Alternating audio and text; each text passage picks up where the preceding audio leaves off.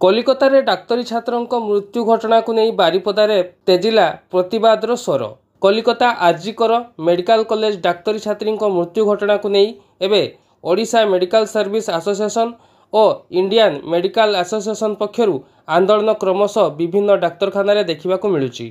PRM medical college रे doctor माने आज कार्यबंद आंदोलन करचंती। एही परिप्रेक्षी रे शनिवार सकाळ 10:30 समय डाक्तरखाना परिसर में कैंडल जलाई श्रद्धांजलि ज्ञापन सहित सहर में एक शोभायात्रा करी जिलापाल को राष्ट्रपति, प्रधानमंत्री, राज्यपाल और मुख्यमंत्री उद्देश्य एक दाबीपत्र प्रदान कर दोषी को दंड और डाक्तर मानक सुरक्षा प्रदान दाबी कर केवल जरूरीकालीन सेवा एवं वार्ड रे एडमिशन होइथिबा रोगी सेवा व्यतीत ओपीडी एवं अन्य सबू ड्यूटी वर्जन करछंती बोली ओडिशा मेडिकल सर्विस एसोसिएशन और इंडियन मेडिकल एसोसिएशन पक्षरु सूचना दिया जाइछि।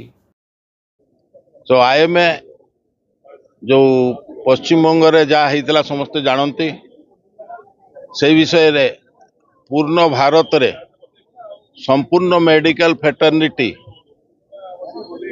ए विरुद्ध रे स्वर उत्तोलन करुचंती। आमे दुख प्रकाश करुचु जे गोटे निरीह डाक्तरी झील असम्मान सहित मृत्युवरण कला एवं ता विषय रे कहीं चिंता कलेनी। बेंगल रे पुणी तांकु दबेइबा पई तांकु अटैक करागला के दुर्वृत्त माने कले ए विषय रे संपूर्ण देखा जाऊ।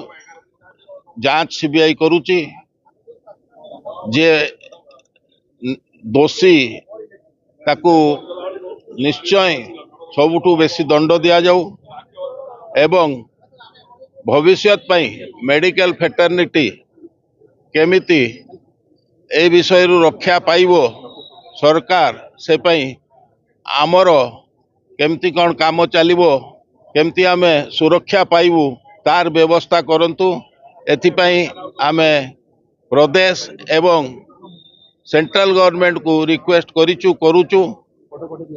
केवल भारत रे नुहे विभिन्न देश रे पृथ्वी रो आज ये ऑब्जेक्शन चलीची स्ट्राइक चलीची।